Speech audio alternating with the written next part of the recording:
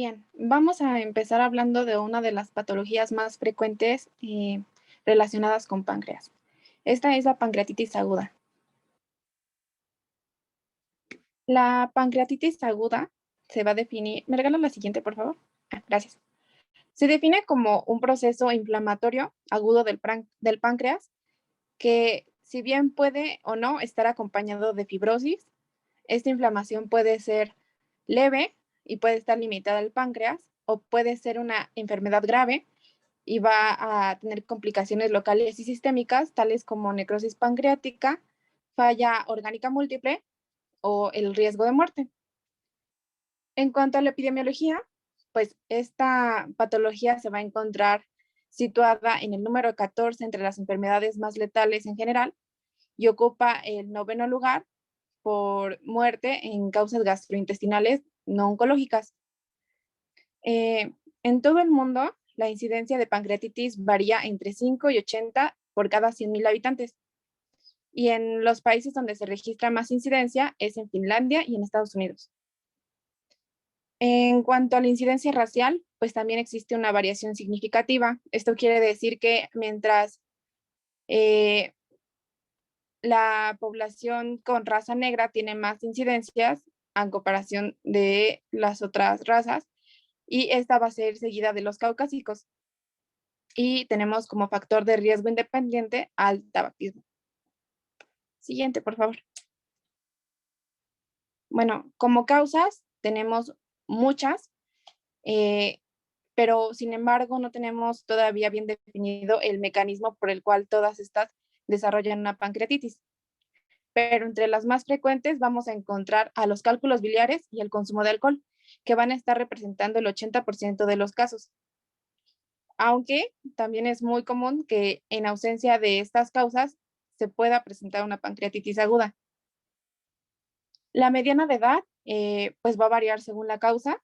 Por ejemplo, en casos de pancreatitis inducida por alcohol o por fármacos, casi siempre se va a manifestar en la tercera o cuarta década de la vida. En cambio, en las causadas por cálculos biliares o, por ejemplo, traumatismos, se presentan en la sexta década de la vida. También el sexo en el que se presenta, por ejemplo, en varones es más frecuente que la causa sea el consumo de alcohol, y en las mujeres es más frecuente que la causa sea los cálculos biliares.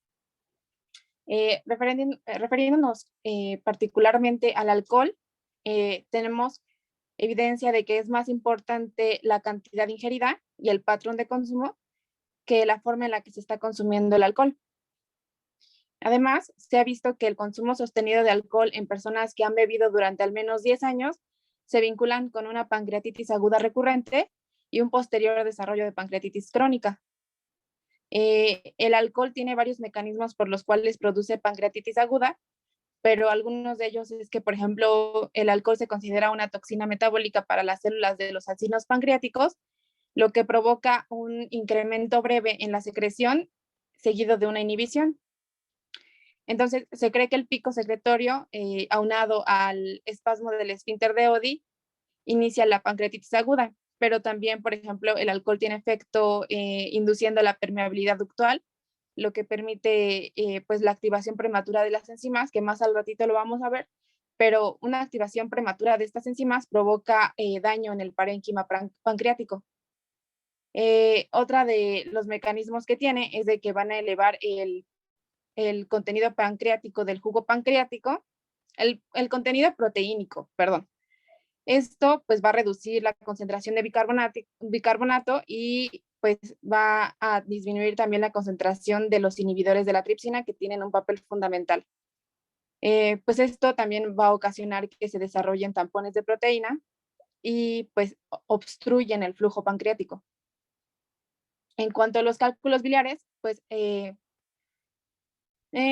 ha visto en pacientes que han tenido pancreatitis aguda que 10 días posteriores a este cuadro se presenta un trastorno transitorio en las pruebas de función hepática, y también tienen una alta tasa de recuperación de cálculos en las heces.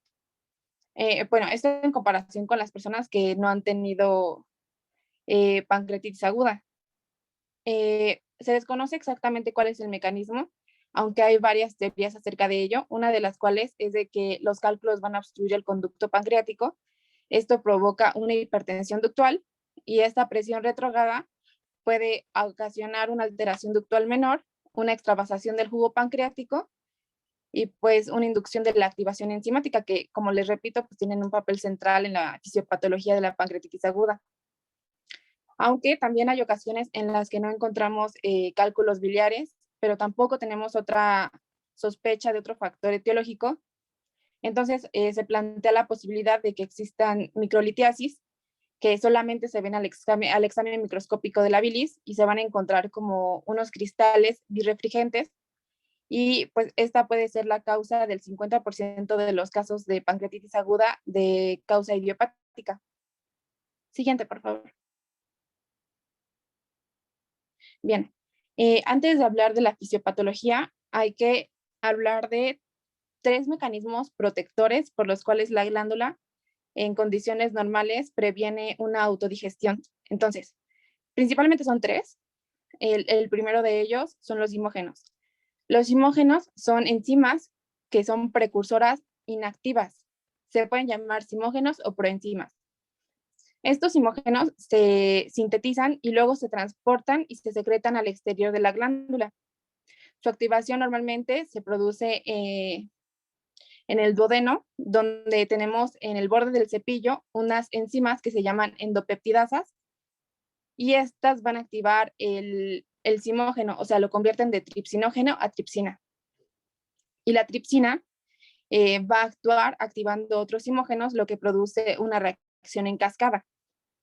Esto con el fin de que el lugar donde se sintetizan, que es en la glándula, esté alejado del lugar de activación, que va a ser el duodeno. Y por lo tanto, el páncreas va a quedar aislado del ataque enzimático.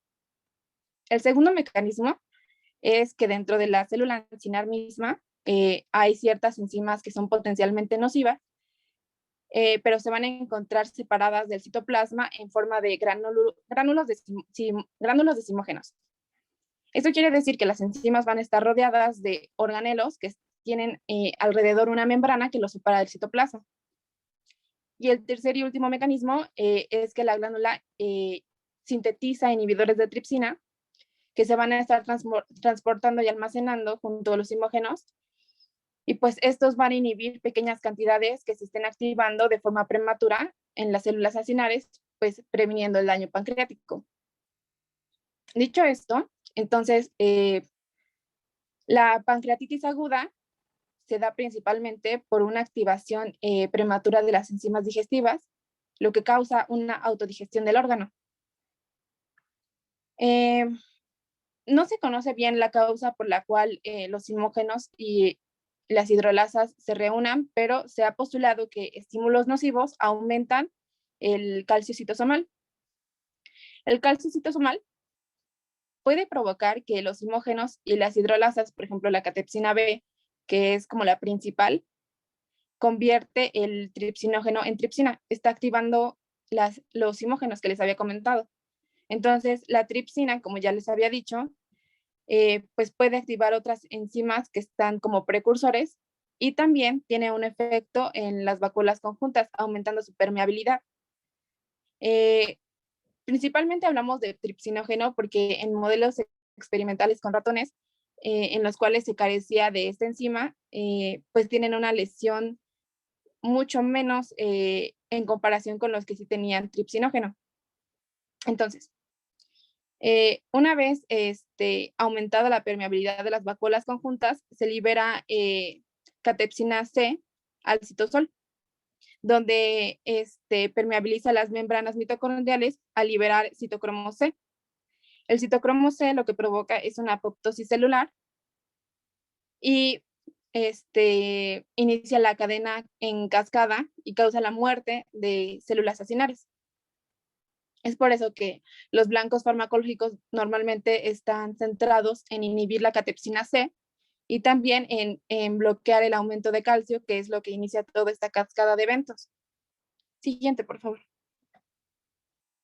Ahora bien, tenemos como una de las complicaciones la inflamación sistémica y la falla orgánica múltiple. Normalmente, este está llevado a cabo por la vía de la NF-kappa beta. Este es paralelo a la activación de la tripsina, sin embargo, es independiente. Esto se demostró porque después de observar en ratones que no tenían tripsina, aún así se llevaba a cabo la activación de NF-kappa beta. Pero lo que sí tiene una relación importante es el aumento de calcio, porque el aumento de calcio es crucial para la activación de NF-kappa beta.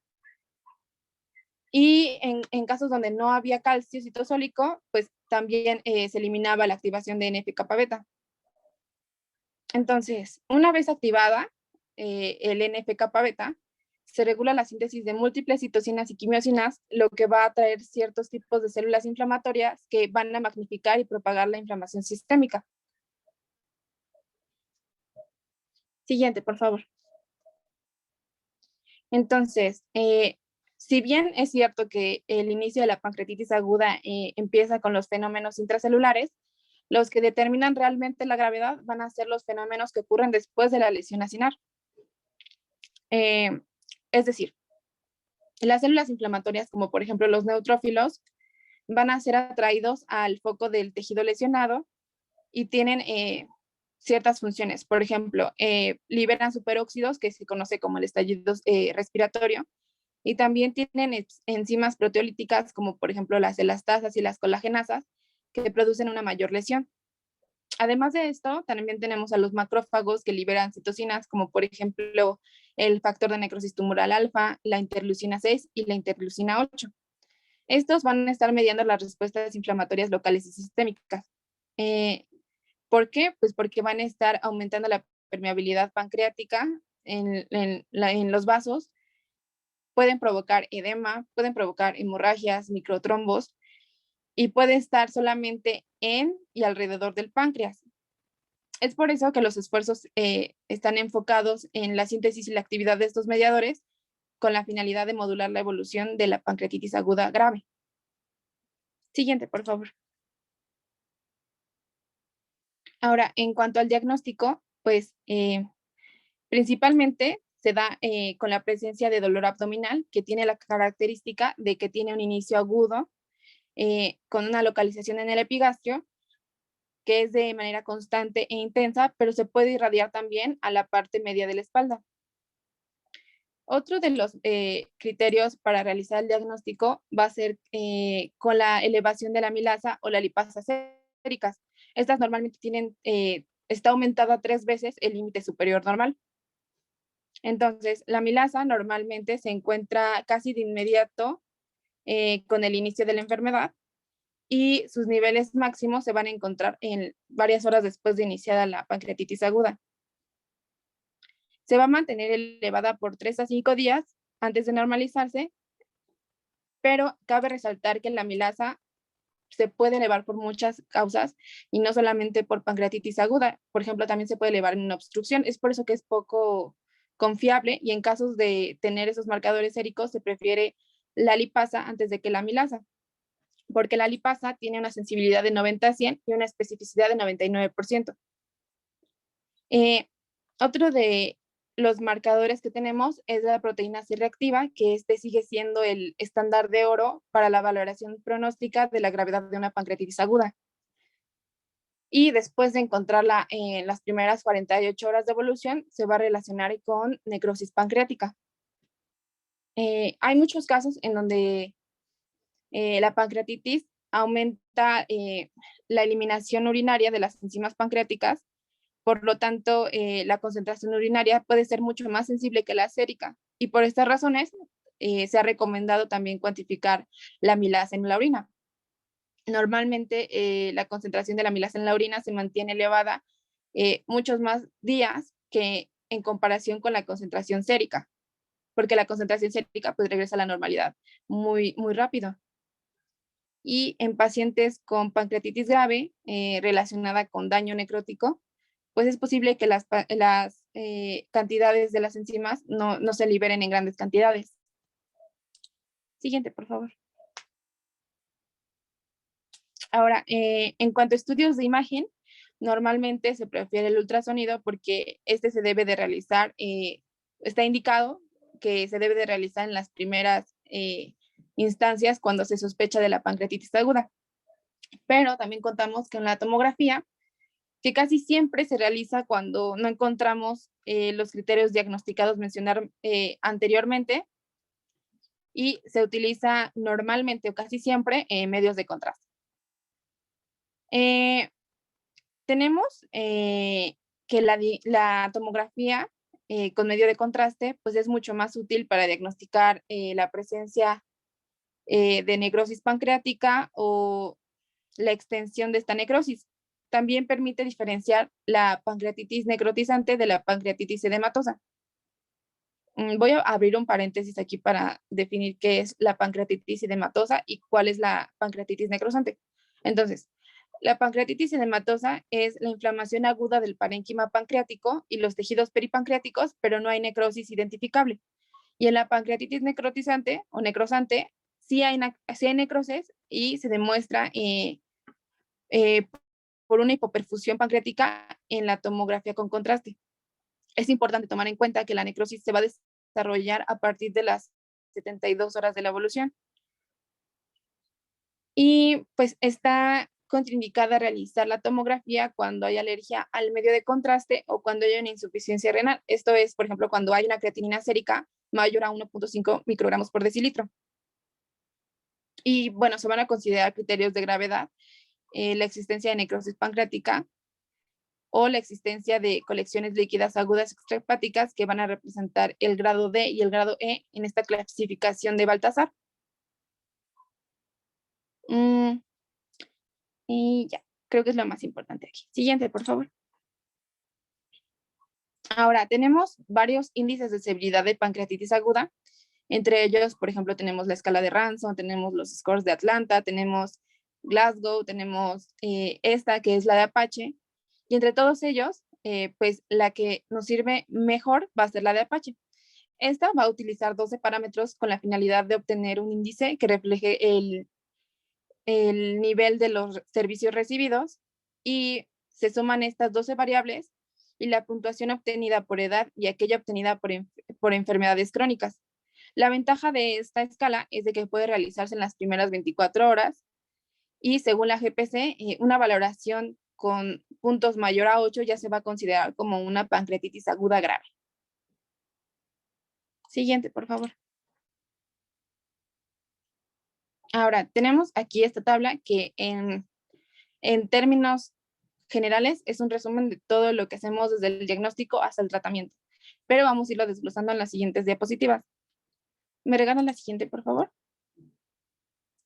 Entonces, en cuanto a la pancreatitis leve, el primer paso que tenemos que hacer es la analgesia del dolor, porque es un signo pues crucial, o sea, va a estar incapacitando a nuestro paciente.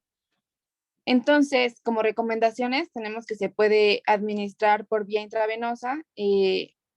Esto es importante porque debe de mantenerse la absorción. Entonces, normalmente casi siempre está indicado vía intravenosa. Tenemos como primera opción los antiinflamatorios no esteroideos, por ejemplo, el metamizol, que se da 2 gramos cada 8 horas.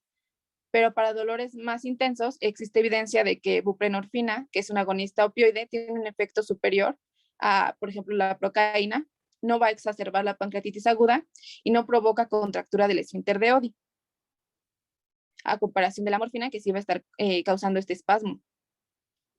Siguiente, por favor. El segundo paso va a ser administrar líquidos, y esto debe de ser de manera temprana porque tiene la finalidad de corregir el déficit de volumen que permita un equilibrio y evita el desarrollo de una hipovolemia, un choque o una falla renal aguda. Normalmente usamos una solución de Ringer con lactato y esto va a ser para reducir la inflamación sistémica. Y pues no tenemos como una solución que sea como específica en el tratamiento, pero esta es la que se ha demostrado que tiene mejor evidencia. Siguiente, por favor. Ahora, en cuanto a la nutrición entérica, pues tenemos que hay evidencia sólida que se debe de utilizar en pacientes con pancreatitis aguda. Esto es que no está recomendado darle reposo a los pacientes por vía parenteral. o sea, la vía parenteral solo se va a usar cuando no es posible cubrir los requerimientos nutricionales del paciente por vía enteral. Debe iniciarse después de la reanimación inicial, esto es, o sea, después de haberlo reanimado con líquidos, y debe ser en las primeras 24 horas del ingreso. Puede introducirse a través de una sonda nasogástrica y se incrementa de manera gradual durante 2 a 3 días. Y si hay evidencia de intolerancia a la alimentación, pues ya podemos colocar una sonda hacia el ayuno o una fluoroscopía. Si retrasamos el inicio de la nutrición, esto es, después de las 24 horas del ingreso, pues se puede producir o se puede contribuir el desarrollo de un hilio o una intolerancia a la alimentación. Y la alimentación, pues sobre todo se realiza después de que se haya aliviado el dolor abdominal, aunque a veces es selectivo, o sea, el paciente decide cuándo puede iniciar la alimentación enteral. Y ya, siguiente, por favor. Este esquema o este algoritmo viene de la GPC y normalmente nos va a dividir el tratamiento conforme a una pancreatitis leve y una pancreatitis grave. Como ya les había comentado, el sistema de Apache nos divide que si es menor a 8, la vamos a considerar como una pancreatitis leve, y si es una puntuación mayor a 8, ya la vamos a considerar como una pancreatitis grave. Las diapositivas anteriores sobre la analgesia del dolor, sobre la reanimación con líquidos y sobre la alimentación enteral, normalmente es el tratamiento base para una pancreatitis leve. Ahora, en cambio, en una pancreatitis grave, pues ya se cambia un poquito este proceso, porque aquí, por ejemplo, vamos a eliminar una ingesta oral en las primeras 48 horas. Tenemos que identificar, por ejemplo, la presencia de una necrosis pancreática. Aquí, por ejemplo, ya empezamos a considerar el uso de antibióticos, aunque en general no se apoya, los estudios no apoyan el uso de antibióticos profilácticos en casos de pancreatitis leve o moderada, pero en grave ya lo consideramos.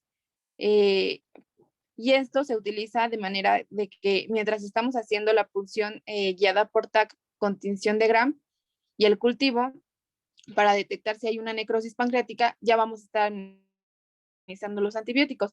Normalmente los antibióticos que utilizamos van a ser de amplio espectro, como quinolonas o carbapenémicos, y esto porque tienen una buena penetración al tejido pancreático y son usados para prevenir infecciones. Los que más usamos vamos a hacer que son los imiprenem y el meropenem. El imiprenem normalmente se da de 500 a 1000 microgramos cada 6 a 8 horas y el meropenem son 1000 microgramos cada 8 horas durante 2 semanas. La cirugía, pues normalmente se va a considerar en aquellos pacientes que tengan necrosis pancreática no infectada y cuya condición clínica no esté mejorando. Y los pacientes que tengan sospecha de pancreatitis aguda siempre deben de ser hospitalizados. El tiempo de hospitalización va a depender de la gravedad del cuadro. Por ejemplo, si es una pancreatitis leve, casi siempre permanece menos de una semana. Si es una grave, pues muchas veces requieren estar más semanas o meses con tratamiento intensivo.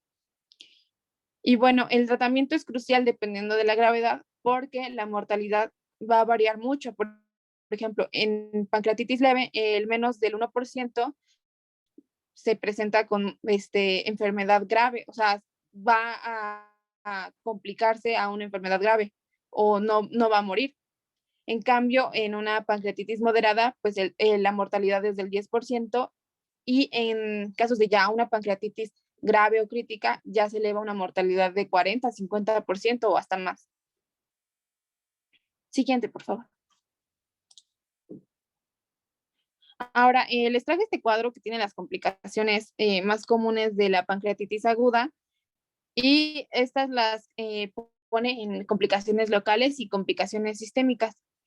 Es importante porque todavía sigue siendo un desafío, pues, encontrar un tratamiento ideal y específico para la pancreatitis, y a pesar de tener pues controlado el dolor, la reanimación con líquidos y pues la profilaxis con antibióticos, sigue siendo muy común que se complique esa pancreatitis. Y dependiendo del tipo de gravedad y las complicaciones va a ser el tratamiento. Por ejemplo, en una colecistectomía, pues es esencial prevenir la recurrencia de pancreatitis por los cálculos biliares. Entonces se realiza una colecistectomía antes del egreso en casos donde, más bien, está contraindicada en pacientes que tuvieron complicaciones pancreáticas locales, como por ejemplo un flemón grande. Y pues en los otros pacientes que no tienen este tipo de complicaciones, sí está indicada. Siguiente, por favor. Y bueno, este es un cuadro que nos resume una de las definiciones morfológicas y los criterios de la tomografía computarizada con medio de contraste para el diagnóstico de complicaciones locales de la pancreatitis aguda que se dio en una revisión de la Declaración de Atlanta. Entonces se los dejo para que lo chequen y pues de mi parte sería todo.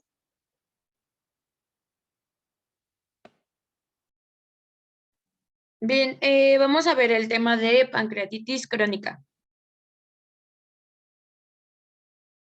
Como definición, tenemos que la pancreatitis crónica va a ser un padecimiento que es inflamatorio, crónico e principalmente incurable. Este va a ser de origen multifactorial o multicausal y su presentación es muy variable, la cual pues para nosotros como médicos va a representar un desafío, ¿no? Entonces, tenemos que estudios de necropsias van a indicar que la prevalencia es alta en un 5% en los países que son escandinavos. Y se ve, bueno, que la incidencia es de 5 a 27 personas por cada 1000 habitantes, con una variación geográfica dependiendo de la zona.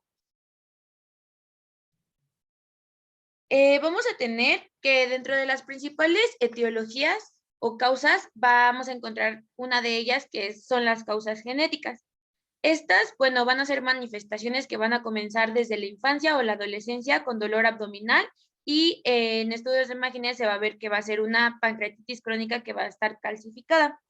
Es debido a estas causas genéticas, estos pacientes van a tener un alto riesgo de carcinoma en un 40% y van a tener un patrón hereditario autosómico dominante con penetrancia del 80%.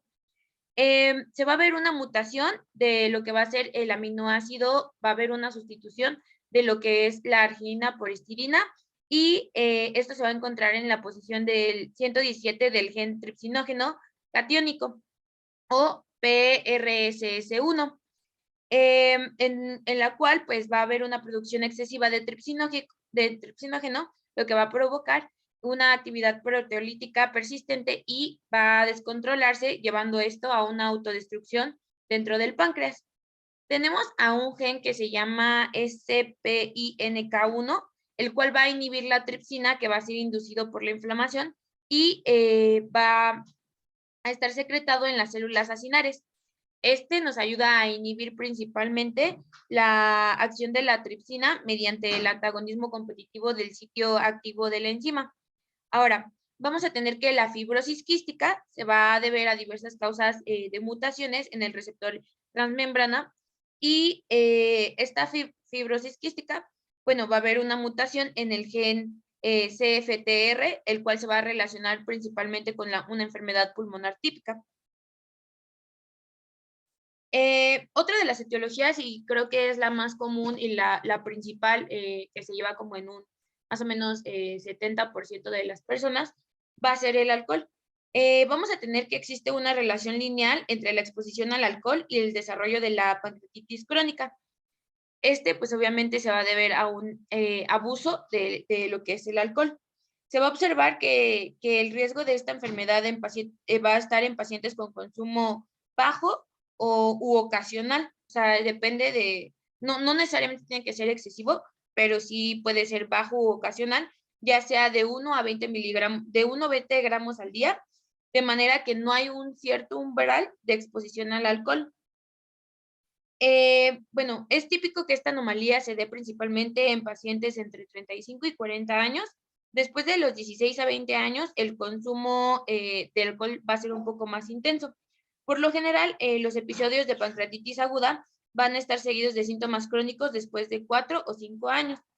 Al margen de la necesidad de otros factores predisponentes, se va a aceptar como consecuencia fisiopatológica que hay múltiples episodios de lesión pancreática que van a conducir al final de la enfermedad crónica. El riesgo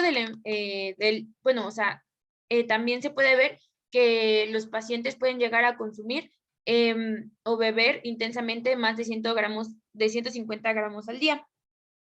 Se piensa que ciertos metabolitos del alcohol, como el acetaldehído, van a estar combinados con una lesión oxidante, lo cual van a provocar una lesión local del parénquima que se va a dirigir de preferencia al páncreas en individuos que ya van a estar como predispuestos. Y también vamos a tener que estos episodios repetidos o graves de la lesión van a estar inducidos por toxinas que van a activar una cascada de citocinas y que a su vez va a llevar a células estrelladas del páncreas a producir colágeno y causar principalmente pues fibrosis. Vamos a tener que el alcohol va a interferir principalmente en el transporte intracelular y la descarga de enzimas digestivas y va a contribuir principalmente a la colonización de enzimas digestivas va a utilizar la hidrolasa lisosómica dentro de las células acinares, lo cual va a causar una autodigestión. El calcio va a formar complejos de tapones de proteína en conductillos pequeños, conductos secundarios y al final en el sistema ductal principal, lo cual va a provocar una lesión de las células ductales y por consiguiente va a provocar una obstrucción de lo que va a ser el sistema secretor y va a hacer una reacción inflamatoria. Vamos a tener que el tabaquismo también va a estar relacionado con la pancreatitis. Ahora, vamos a hablar de otra de las etiologías que va a ser el hiperparatiroidismo, el cual se va a ver que va a haber una hipercalcemia, que va a ser como la causa más conocida de hipersecreción pancreática, y esta hipercalcemia crónica va a estar dada por hiperparatiroidismo que no va a ser tratado y se va a acompañar de una pancreatitis calcificada crónica. Esta hipercalcemia también nos va a ayudar, o bueno, no nos ayuda, pero va a ser un estimulante de lo que va a ser la secreción pancreática del calcio.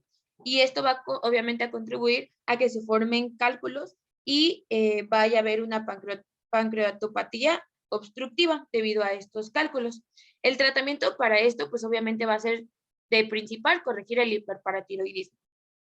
Luego vamos a tener otra de las etiologías que va a ser la hiperlipidemia, que además de que va a haber un riesgo como en la pancreatitis aguda, la hiperlipidemia y la hipertrigliceridemia van a predisponer principalmente a mujeres a la pancreatitis crónica.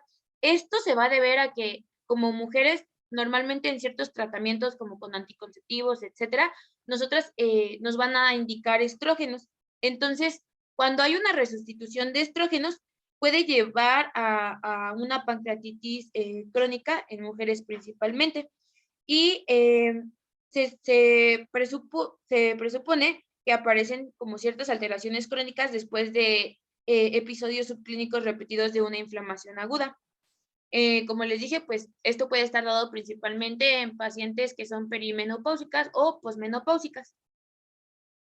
Ahora, como fisiopatología, pues vamos a tener, o sea, básicamente va a ser lo que ya les expliqué, pero pues va a haber una como hipótesis en donde va a haber una pancreatitis aguda centinela y pues esto va a causar un episodio grave de pancreatitis activa, lo cual va a transformar las células estrelladas pancreáticas que van a ser inducidas por citocinas y va a dar lugar a la producción de colágeno y fibrosis.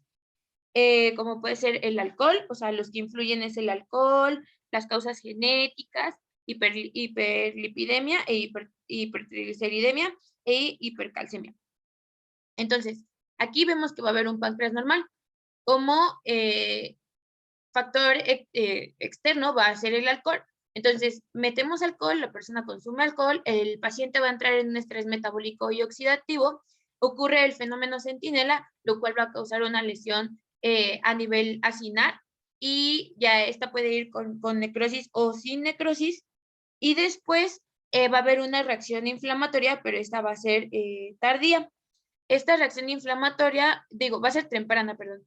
Esta reacción inflamatoria, después de que sea temprana, obviamente como es un proceso crónico, va a haber una reacción inflamatoria tardía y entonces, junto con que la persona sigue consumiendo alcohol y aparte presenta problemas como los que ya mencioné anteriormente, como hiperparatiroidismo, hiperlipidemia, etcétera, va a seguir llevando una reacción antiinflamatoria y va a provocar fibrosis.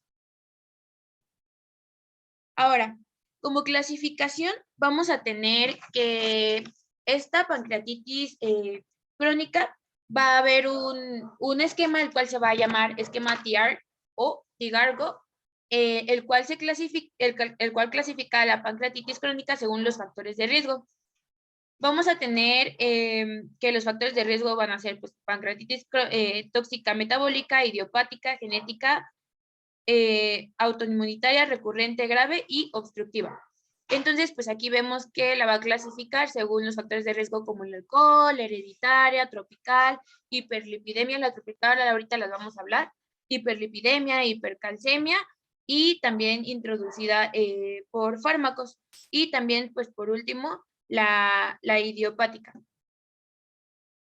Ahora, vamos a tener, según la otra clasificación, que vamos a clasificarlo según como varias cosillas. Dentro de estas va a estar la pancreatitis calcificante o litógena crónica, la cual va a ser el tipo de subgrupo más grande en el esquema actual de clasificación y va a incluir a los pacientes que tengan pancreatitis calcificada por casi todas las causas. Nosotros como doctores no debemos de suponer que la pancreatitis calcificada confirma un diagnóstico de abuso de alcohol. Tenemos que ver, pues obviamente, otras etiologías. Luego vamos a tener, y acuérdense que en esta, pues, van a formarse principalmente por ser calcificante, cálculos y calcificaciones en el parénquima. Después vamos a tener la pancreatitis obstructiva crónica, la cual nos vamos a referir a que se trate de una alteración inflamatoria que va a ser debida a una compresión u oclusión del sistema ductal proximal del tumor. Ya puede ser por un tumor, un cálculo biliar, alguna cicatrización postraumática o algún calibre inadecuado del conducto, como pues puede ser el páncreas dividido. Y esta obstrucción del conducto pancreático principal es debido a procesos inflamatorios, por eso es que es postraumática. O estos también pueden ser neoplásicos que pues causan fibrosis, causan una dilatación de los conductos pancreáticos principales, secundarios y también puede llegar a atrofiar, también puede llegar a haber atrofia acinar. Entonces, pues también vamos a tener que va a haber una lesión ductal, lo cual pues nos va a conducir como una complicación a un pseudoquiste, que esto lo vamos a hablar más adelante. Dentro de la otra clasificación que vamos a ver, va a ser la pancreatitis inflamatoria crónica. La pancreatitis inflamatoria crónica va a ser caracterizado principalmente por una fibrosis difusa y una pérdida de elementos acinares con una infiltración de células mononucleares. Y esta pues va a ser una enfermedad en la cual pues va a ser obstructiva y va a tener una infiltración difusa acompañada pues por fibrosis. Ahí en esta va a haber niveles altos y elevados de globulina B sérica y también inmunoglobulina G4. El diagnóstico diferencial de esta pues va a incluir linfoma, plasmacitoma y su diagnóstico principalmente se va a confirmar por una biopsia pancreática. Casi siempre se va a aplicar un tratamiento presuntivo con esteroides, sobre todo cuando hay como hallazgos clínicos y de laboratorio que van a apoyar como a pues a esta clasificación. Bien, ahora vamos a ver que tenemos también lo que va a ser, y aparte de eso va a haber una pancreatitis tipo 1 que va a estar acompañada de disfunción sistémica y la 2 que va a estar limitada al páncreas. Luego vamos a ver lo que va a ser la pancreatitis, perdón. Como diagnóstico diferencial, pues ya se los dije, y también es importante que vamos a tener mutaciones en el gen CFRT, el cual va a ocasionar alteraciones de las proteínas transmembrana. Ahora, siguiente vamos a ver la pancreatitis tropical, que si se acuerdan, esta estaba dentro de la clasificación de Tiger O, entonces también dentro de esa. Dentro de la pancreatitis tropical también la vamos a llamar nutricional, y en la cual es muy frecuente que se produzca o que aparezca principalmente en adolescentes y adultos jóvenes. Esto principalmente se va a llevar en Indonesia, el sur de India y África tropical. Este padecimiento va a presentar dolor abdominal, como lo dije anteriormente, principalmente en adolescentes, seguido de una forma frágil de diabetes pancreatógena. Va también como a tener como los sujetos van a aparecer desnutridos y algunos van a presentar emación extrema y puede observarse una coloración cianótica en la parte de los labios. Es importante saber que en estas se ven calcificaciones parenquimatosas, o sea, en estudios diagnósticos, ya sea TAC o en un ultrasonido, vamos a poder ver calcificaciones parenquimatosas o intraductales. Y pues se ve que también, bueno, no se ve, o sea, se sabe que también va a haber una alteración en el gel SPINK1 en estos tipos de pacientes con esta pancreatitis tropical. Y pues el curso de la enfermedad va a reconocer que por deterioro acelerado de la función endocrina y exocrina, va a haber un dolor crónico debido a esta obstrucción y va a haber una recurrencia de síntomas a pesar de que los procedimientos pues lleven a una descompresión. Bien, vamos a tener también una pancreatitis idiopática. Esta se llama así cuando no hay causa como bien definida para una pancreatitis. Dentro de este grupo idiopático, pues vamos a incluir principalmente a los adultos jóvenes y adolescentes sin un antecedente familiar de pancreatitis. Y el porcentaje va a haber un porcentaje variable de mutaciones en el gen SPINK1 y CFTR. Este porcentaje variable y además de que va a incluir un número pues de pacientes con edad avanzada en quienes no es posible encontrar como una causa obvia de esta pancreatitis. Dentro de esta pancreatitis va a haber un deterioro de la función endocrina y exocrina y también va a haber un dolor crónico de la enfermedad obstructiva. Se puede ver también que hay una fibrosis pancreática asintomática, que es esta de acá abajo, como otro tipo de clasificación, en la cual nosotros vamos a encontrar que este padecimiento se va a observar principalmente en pacientes con edad avanzada, asintomáticos, en poblaciones tropicales o en personas alcohólicos sin síntomas. Esta fibrosis va a haber una fibrosis perolibular difusa y va a haber una pérdida de masa de las células acinares, pero no va a haber un componente ductal principal. Se van a requerir modificaciones adicionales en el sistema de clasificación de la pancreatitis crónica para predecir una mejor evolución clínica. Y entonces nosotros vamos a poder establecer un diagnóstico, pues obviamente más preciso del agente causal. Ahora, como patología, vamos a ver que, vamos a entrar primero como a la histología, ¿no? Entonces, como histología vamos a tener que la pancreatitis crónica inicial, bueno, o sea, obviamente cuando está en sus inicios, va a haber alteraciones histológicas que van a estar distribuidas de manera irregular y que se van a caracterizar principalmente por una induración, una cicatrización nodular y regiones lobulares con fibrosis. A medida de que esta enfermedad pues va progresando, hay una pérdida en la lobulación normal de las zonas gruesas de la fibrosis que va a estar rodeando a una masa reducida de células acinares y que va a haber una dilatación de las estructuras ductales. En la imagen que se encuentra de este lado, vamos a poder observar una pancreatitis crónica temprana, o sea, en sus inicios.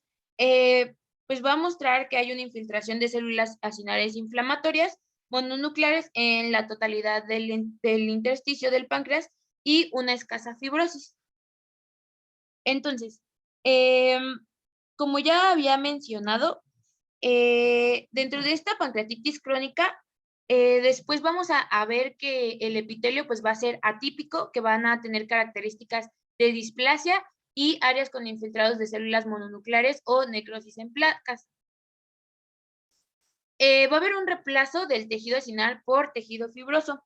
Y hay unas, o sea, como les dije, por tejido fibroso, y va a haber amplias, bueno, va a estar como la fibrosis amplia y el tamaño de los islotes se va a ver reducido.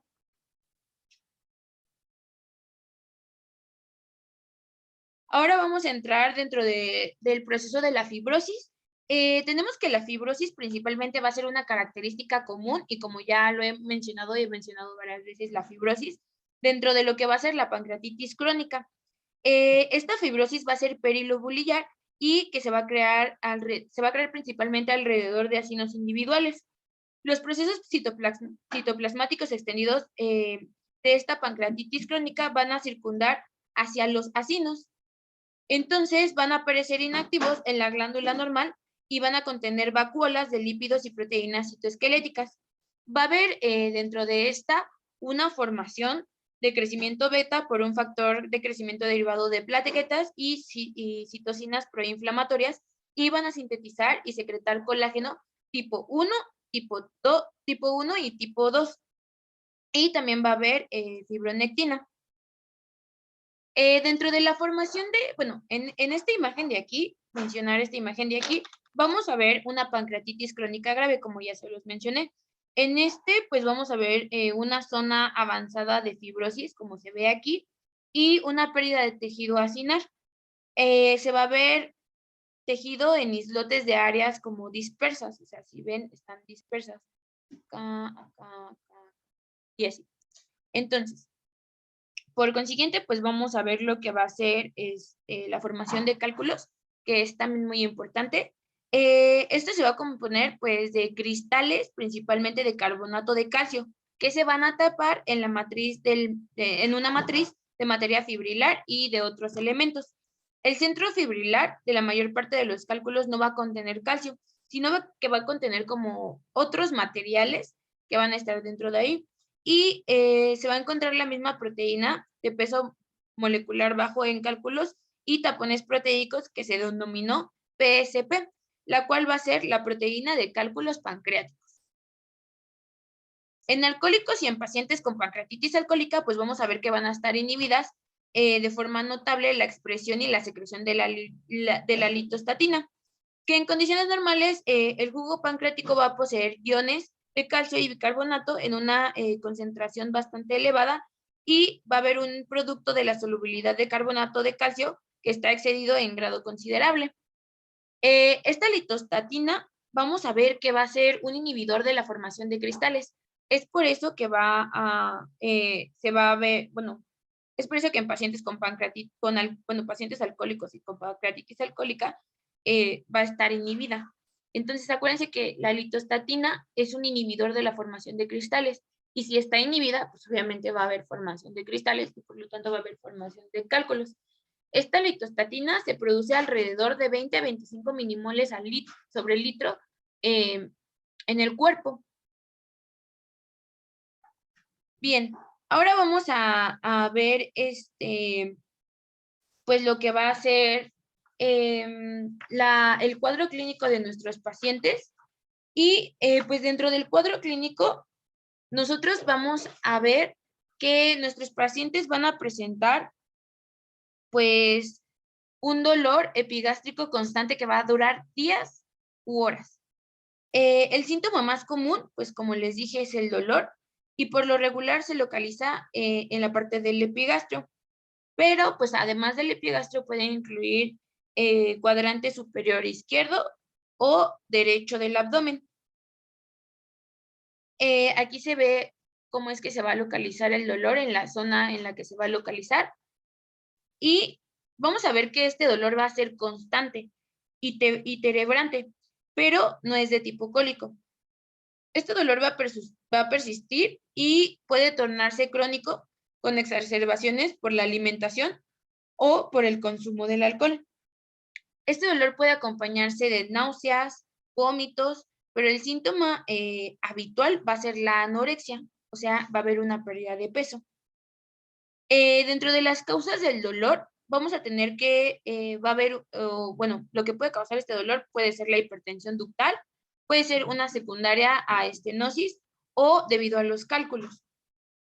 Ahora, estos pacientes pueden presentar también anemia, aumentos de eventos cardiovasculares, trastornos de la visión, alteraciones en la composición ósea, trastornos en la coagulación de la sangre. Y como les dije, las causas del dolor pues es hipertensión ductal, secundaria estenosis y los cálculos.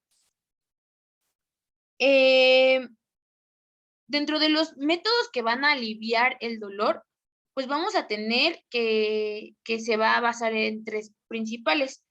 Va a ser la reducción de la secreción o descompresión del comportamiento secretor, va a ser la resecación del foco de alteración inflamatoria crónica o la interrupción de la transmisión de impulsos neurales aferentes mediante procedimientos neurales ablativos. Otro alivio del dolor que es ya más como, o sea, este va a ser como los que se va a dar con tratamiento médico. Pero ya, pues obviamente si quieres aliviar el dolor, pues de esto, pues como es un problema crónico, pero acuérdense que no es curable, o sea, es incurable, puede haber un alivio del dolor quirúrgico, pero pues obviamente no va a durar bastante, ¿no? Cuando desciende la capacidad exocrina del páncreas por debajo del 10%, va a haber diarrea y estetorrea. Entonces, vamos a tener que va a haber una mala absorción y pérdida de peso. Como se dijo, uno de los principales también como signos que se va a ver es la anorexia. Entonces, va a haber una descendencia de la capacidad exocrina del páncreas por debajo del 10% y se van a presentar diarrea y estetorrea. Pues, obviamente se van a presentar heces grasosas u oleosas y los individuos van a presentar pues heces voluminosas de mal olor que puede estar sueltas, tener color pálido y flotar en la superficie del agua del retrete. La deficiencia de la lipasa tiende a manifestarse antes que el de la tripsina, de tal manera que es posible que el primer signo funcional de la insuficiencia pancreática, pues obviamente sea esta estetorrea. Y pues después vamos a ver que también va a haber una diabetes pancreatógena. Esta pues va a ser, bueno, o sea, en esta diabetes pancreatógena va a haber una pérdida de tejido acinar y reemplazo de la fibrosis, en la cual pues se va a ver que en la diabetes pancreatógena son raras la cetoacidosis y la nefropatía, pero son muy frecuentes lo que va a ser la retinopatía y la neuropatía.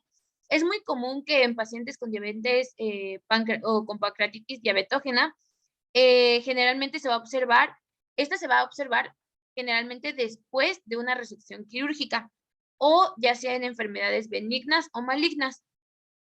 Esta también se puede nombrar como la diabetes 3C, en donde se va a observar pues una fibrosis quística en presencia de cáncer pancreático y en casos de hemocromatosis grave. Las causas, pues principalmente hay una pérdida de tejido pancreático funcional por una enfermedad o extirpación quirúrgica, como ya se los había mencionado.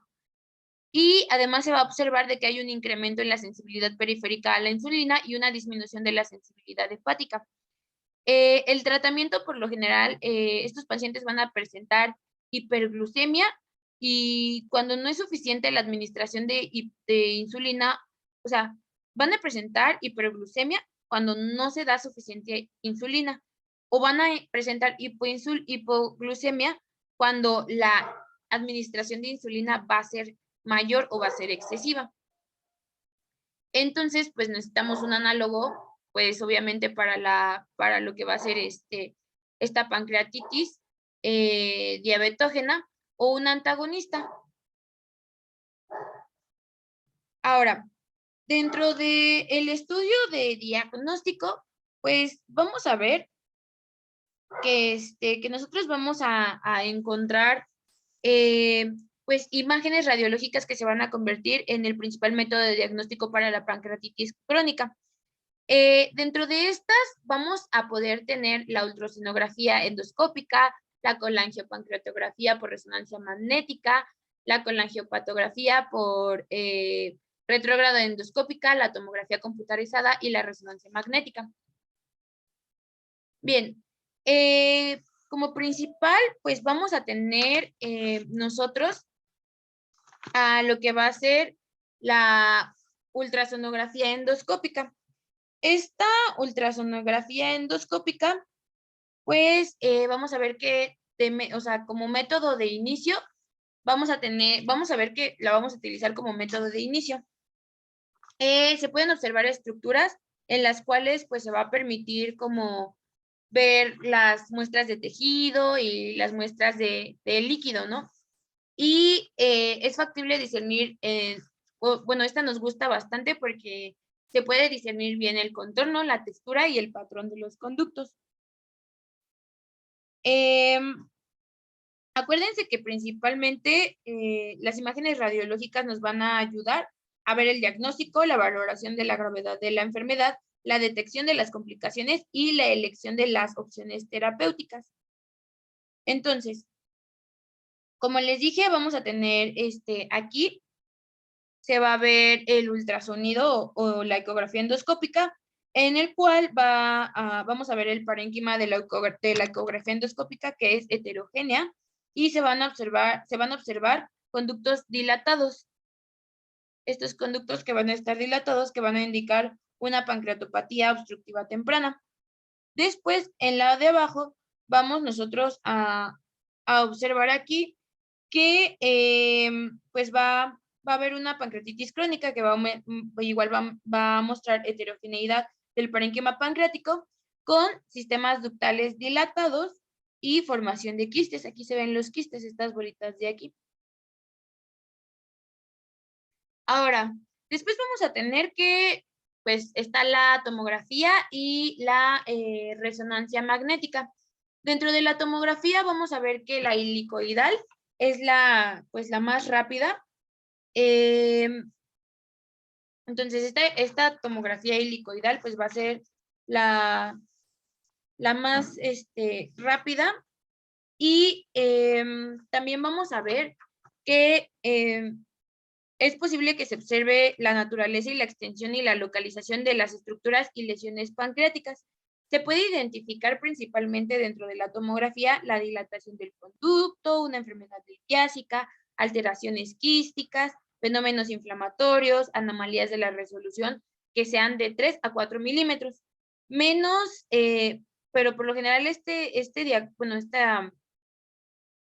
imagen diagnóstica tiene menos sensibilidad para detectar lo que van a ser neoplasias pequeñas. Después, pues vamos a ver que tenemos a la resonancia magnética. Bueno, pero aquí vamos a ver lo que va a ser la tomografía computarizada, en la cual pues vamos a ver que hay una dilatación de lo que va a ser los conductos y también vamos a ver que se van a encontrar cálculos y va a haber una calcificación del parénquima que se encuentra en esta parte de aquí. Ahora, dentro de la resonancia magnética, pues vamos a encontrar que va a mostrar conductos llenos de líquido y lesiones quísticas. Estos conductos llenos de líquido y lesiones quísticas, pues vamos a ver que también va a ser una técnica de selección eficaz para descubrir anormalidades ductales y que va a ser útil para anomalías de conductos y confirmar si hay una necesidad de un procedimiento intervencionista. En la imagen que vamos a ver por resonancia magnética, vamos a poder encontrar un reforzamiento de T2 coronal con una evidencia de pancreatitis crónica. Va a ser una dilatación de lo que es el conducto pancreático y una deformación en maso de los conductos colaterales. Bien, ahora, la siguiente que vamos a tener va a ser la ERCP o CPRE, la cual nos va a permitir, bueno, este va a ser un método de referencia para el diagnóstico y la estratificación de la pancreatitis crónica. Nos va a permitir la toma de biopsia o cepillado de parasitología. Puede causar pancreatitis en un 5% de los casos, o sea, si se realiza, y es más sensible para el diagnóstico de esta enfermedad. Pero o sea, esta se reserva como que principalmente para lo que va a ser la pancreatitis idiopática, o sea, para cuando el caso, bueno, cuando la etiología no está muy clara. Los enfermos con mayor riesgo incluyen los que presentan una disfunción del esfínter de Oddi y los que tienen antecedentes de pancreatitis posterior a la ERCP. 10 consejos para el éxito de la CPRE o ERCP. va a ser que haya un equipo médico y de enfermería capacitado con experiencia, que haya una sedación metódica y adecuada, trabajo con tiempo y sistematización, mantener pues obviamente los mandos del duodenoscopio frenados una vez que se encuentra enfrentada la papila. La papila debe estar frente al campo de visión a una distancia adecuada, se deben de realizar las maniobras suaves de manos y hombros para mantener pues la papila en posición. Se tiene que evitar un peristaltismo mediante el uso de bromuro de iosina o glucagón. La inducción de contraste debe de estar realizada paulatinamente y con sumo cuidado y debe de utilizarse guías con prudencia, pese que su extremo es blando. Las mínimas causas pueden pues causar complicaciones bastante graves y deben de haber maniobras de corte o precorte y deben de ser realizadas con sumo cuidado y conociendo pues obviamente la técnica pues a profundidad. Ahora, tenemos un tratamiento. Este tratamiento va a ser, bueno, principalmente se debe de abstener a consumir alcohol. Vamos a tener que dentro del tratamiento, pues vamos a tener el médico. El médico va a consistir principalmente en el uso de analgésicos, la supresión del dolor y este manejo va a ser por vía oral, también puede ser con enzimas. Esto es principalmente pues para la neurosis del plexo cardíaco. Después vamos a tener analgesia. Dentro de la analgesia vamos a utilizar gabapentina u opioides. Acuérdense que estos aumentan la analgesia. Este se da principalmente en pacientes pues que toman alcohol, entonces por lo general deben de abstenerse a tomar alcohol por los efectos secundarios que puede causar este medicamento y además de que pues tiene interacción con el alcohol.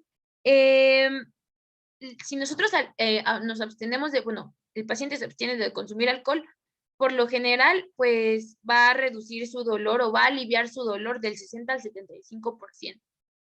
Luego vamos a tener un tratamiento enzimático. Su aplicación pues tiene como fin revertir los efectos de la insuficiencia exocrina pancreática y el reemplazo adecuado de enzimas pues va a corregir lo que va a ser la insuficiencia exocrina en la mayoría de los pacientes y previene las complicaciones secundarias.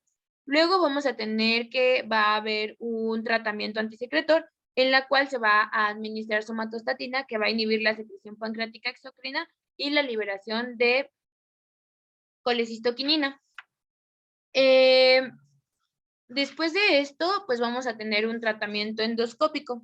Este tratamiento endoscópico, pues vamos a ver que la endoprótesis en el conducto pancreático puede inducir a una reacción inflamatoria ductal, de tal manera que debe de evitarse el empleo de estos dispositivos por un tiempo prolongado. Vamos a tener que va a ser la colocación de stents, descompensación del conducto pancreático y drenaje de pseudoquistes.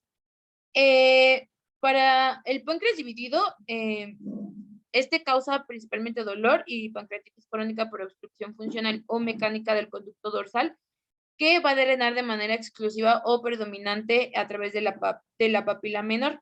Entonces, pues, podemos colocar una endoprótesis en el conducto dorsal y pues se puede disminuir con esto el dolor.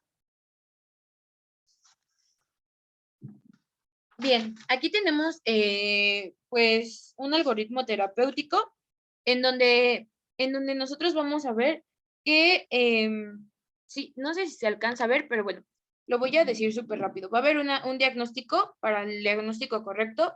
Si nosotros queremos saber el diagnóstico de pancreatitis crónica, vamos a ir pues obviamente por orden. Primero vamos a hacer una anamnesis apropiada, luego nos vamos a apoyar de imágenes confirmatorias, como la tomografía computarizada, la resonancia magnética o la ecografía de ultrasonido.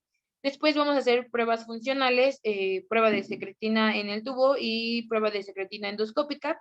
Vamos a ver diagnósticos diferenciales o, por consiguiente, a ver si ya los pacientes tienen complicaciones como pseudoquistes, cáncer pancreático, obstrucción del coloideco, obstrucción duodenal.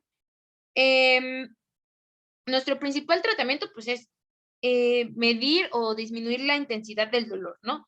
Entonces, pues, como ya les había dicho, con lo que podemos disminuir la intensidad del dolor, vamos a ver si este tratamiento es eficaz Si es eficaz, pues se continúa el tratamiento con lo que ya estamos dando, pero si no es eficaz, se valora la anatomía del páncreas y el conducto pancreático. Ahora, si hay una masa inflamatoria en la cabeza del páncreas, con o sin dilatación del conducto pancreático o con o sin dilatación del conducto duodenal o biliar, el tratamiento va a ser quirúrgico en pacientes con buenas condiciones, ¿no? Entonces puede haber una operación de Weger, procedimiento de Frey, operación de Vernet o una operación de Whipple. Si este conducto pancreático está dilatado más de 6 milímetros, se van a revisar las funciones del paciente, o sea, vamos a revisar al paciente, vamos a incluir los datos que van a apoyar como una superioridad de la cirugía y vamos a ver si la cirugía se mantiene como una alternativa en caso de una falla de tratamiento endoscópico. El tratamiento endoscópico puede ser una dilatación del estrechamiento y una colocación de una endoprótesis, una litotripsia, una extracción del cálculo o ya como tratamiento quirúrgico, pues una operación de puesto modificada o de Frey. Y como enfermedad del conducto pequeño, si hay un conducto pancreático, la anterior era menor a 6 y esta es mayor a 6 milímetros, en esta va a haber un tratamiento médico continuo o un tratamiento ya quirúrgico como una plastía en B o una pancreatectomía total con otro trasplante de células de islotes. Dentro del tratamiento quirúrgico, pues nosotros vamos a ver que la pancreatitis alcohólica crónica bueno, a menudo esta va a haber procedimientos menores que van a propiciar a una recurrencia, pues, de los síntomas. Como ya anteriormente se había mencionado, quirúrgico, pues va a haber una operación de Weger, procedimiento de Fay, operación de Vernet o una operación de Whipple. Pero, pues, por ejemplo, ahorita nos vamos a enfocar como en esta que es la esfinteroplastía, en la cual los esfínteres de Oddi y el conducto pancreático van a servir como protectores para el paso del jugo pancreático a lo que va a ser el duodeno. Entonces, va a haber una estenosis de cualquiera de los esfínteres o papilitis esclerosante que va a ser secundaria a una cicatrización por pancreatitis o el paso de cálculos biliares y que puede dar resultado a una obstrucción del cálculo pancreático o a una obstrucción del cálculo pancreático o a un dolor crónico. Una esfinteroplastía verdadera o permanente solo puede practicarse de forma quirúrgica, por lo cual una esfinteroplastía transduodenal con incisión del tabique entre los conductos pancreático y colédoco va a proporcionar un alivio notorio en el paciente con obstrucción e inflamación aislada de esta región. También, pues obviamente van a ver lo que van a ser procedimientos de drenaje, dentro de los cuales vamos a encontrar pues lo que va a ser la pancreaticoyeyunostomía de Duval o la pancreaticoyeyunostomía de Y en Rux lateral. Dentro de esta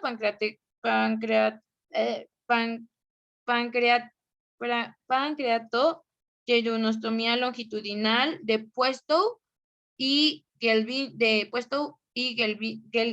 Gilbesi, hay una anastomosis invaginante que drena todo el cuerpo y la cola de la glándula. La anastomosis se creó después de amputar la cola del páncreas y abrir un conducto sobre el eje longitudinal del mismo. Mientras que en la otra, que es la pancreaticoyeyunostomía conductal de Duval, pues en esta va a haber, o sea, va a haber una estenosis y obstrucción cementaria del páncreas por cicatrización progresiva. Ahora, dentro de los procedimientos vamos a tener de resección, vamos a tener la pancreatectomía distal, en la cual vamos a encontrar individuos con alteraciones inflamatorias focales localizadas en el cuerpo y la cola del páncreas o en quienes no existe una dilatación ductal de importancia.